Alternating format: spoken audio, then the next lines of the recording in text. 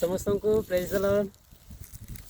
प्रभु जीशु ख्रीष्ट को बहुल्य नाम रे आपण मानक प्रत्येक को पुनर्बार प्रेमर नमस्कार जनाए। नमस्कार प्रियर मोर ख्रीष्ट भाई और भौणी माने, आज वाक्य मु गोटे विषय नहीं आपण मानक सम्मुखें मु प्रकाश करने को चाहे।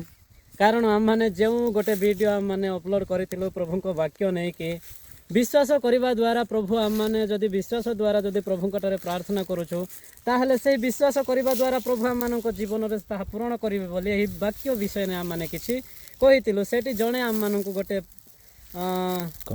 कमेंट करिसेंती। मु से कमेंट को मु आपण मानक सम्मुखें पढ़ा चाहे।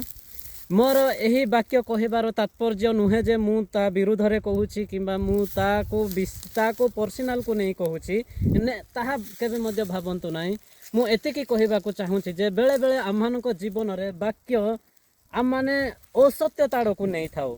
बेले बेले आम मानकर बुझिबा भूल हेतु आम माने कौन करि थाउ ना आम माने भ्रांत शिक्षा रे आम माने जीवन यापन करू थाउ। तेणु करे प्रिय माने मु आजिर वाक्य को कहवा पूर्वर मु से कमेंटा पढ़ी देबाको चाहूची। जड़े भाई लिखिछंती, भाई क्यों विश्वास को प्रचार कले से मते कहबार अर्थ क्यों विश्वास को प्रचार करुछंती। जहन 15:7 पद को देखो, भाई हृदय रे वाक्य रखी पालन न कले आमर विश्वास काम हेबो नाही। वास्तव रे सत्य अटे। हृदय रे जदि आम मानक हृदय रे जदि वाक्य अछि किंतु आम्भे माने आम मानकर विश्वास नाही तेबे किछि फरक नहीं, किसी मूल्य नहीं। यह सत्य अटे। किंतु आउ कौन लिखिं आग को देखु, कारण शैतान विश्वास करी थरहर हुए किंतु आज्ञा पालन करे नहीं। एटा भी वास्तव सत्य। किंतु आज्ञा पालन कले मागिबाकू पड़िबो नाही बोली से भाई लिखिं। किंतु मु एही स्थान रे गोटे विषय कहबाकू चाहे प्रिय माने, मनुष्य कहीं ईश्वर को निकट रे प्रार्थना करि थाए, मनुष्य कहीं ईश्वर को मागी थाए जदि से भाई कहवा अनुसार आज्ञा पालन कले आम माने को मागिबा को पड़िबो नाही। काहे कि पड़िबो नाही प्रिय माने, जेते बेले प्रभु जीशु ख्रीष्ट जगत रे जन्म ग्रहण कले, तांको सेवा कार्य आरंभ कले, तांको सेवा कार्य आरंभ करबा पूर्वर से कोन कले, से मध्य पितांकटारे से प्रार्थना करूछंती। आपण माने जदि ताहा रेफरेंस मध्य आपण माने पढ़ी पारिबे, मार्क लिखित सुसमाचार 14 अध्याय 32 पदरे से प्रार्थना करूछंती गेतसमनी बगीचा रे जाइके। कहीं प्रभु जीशु ख्रीष्ट स्वयं परमेश्वर हेले सुधा प्रभु ठारे से प्रार्थना करुछंती, पितांको ठारे से प्रार्थना करुछंती एवं आम मानक मध्य से प्रार्थनार आदर्श देखै जाइछंती। हेले आम मानक जीवन रे आम माने प्रार्थना कहीं करबा आवश्यकता। प्रथम विषय होउची प्रार्थना हेउची, प्रार्थना करबा द्वारा आमे ईश्वरଙ୍କ सहित कथाबार्ता हेइ थाउ। प्रिय माने जेते बेले आम माने गोटे विषय मागी थाउ सेते बेले आम माने ताहांकर संपर्कित रे आम माने रही थाउ। जेते बेले आम माने पितांक सहित आम माने कथाबार्ता हेइ थाउ, प्रार्थना करि थाउ, ताहांक सहित आम मानकर संपर्क जड़ित हेइ थाए। प्रार्थना आम माने काहे कि करूछु, काहे कि ना प्रार्थना ही आम मानक जीवनर शक्ति अटे।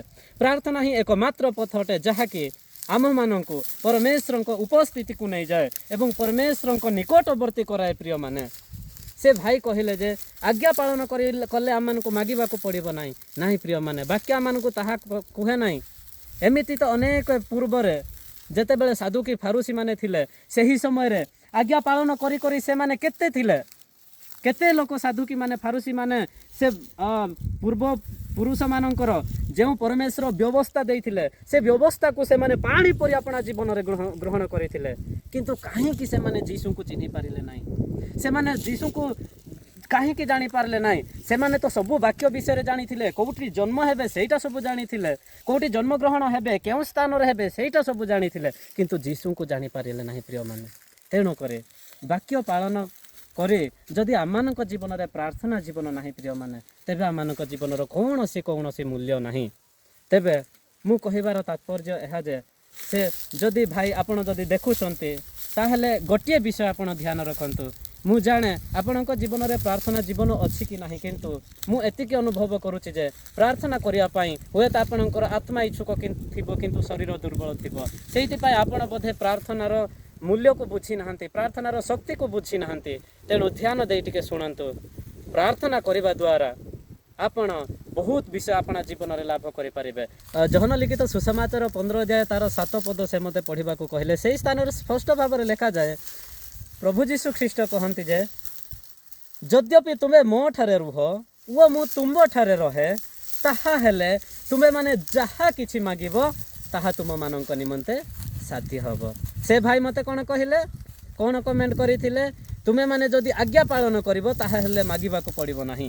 नहीं प्रिय माने वाक्य रे एहा लेखा हेई नाही जे तुमे माने मो ठारे रुह वो मु तुम मानक ठारे रहिबी तेबे तुम मानकर समस्त आवश्यकता पूर्ण हबो। एमिति लेखा है नाही। एमिति लेखा है जे तुमे मो ठारे रुह मु तुम ठारे रहिबी एवं तुम्बे माने जहा किछि पिता को मागिबो ताहा तुम मानक पक्ष रे साध्यत हबो। तेणु करी प्रिय माने ईश्वर को आज्ञा को खाली पालन कले यथेष्ट नुहे खाली विश्वास कले यथेष्ट नुहे आम मानक जीवन रे प्रार्थनार जीवन सहित ईश्वर निकट रे निजको आम माने समर्पित करिबा एवं आम मानकर जहा आवश्यकता अछि परमेश्वर छड़ा आम मानक जीवन रे केही मध्य ताहा संपूर्ण करि परिबे नाही। तेणु करी प्रिय माने समस्त विषय आम मानक जीवन रे आवश्यकता अछि। वाक्य विश्वास आम मानक प्रार्थना परमेश्वर उपस्थिति समस्त विषय आम मानक जीवन रे आवश्यकता अछि प्रिय माने।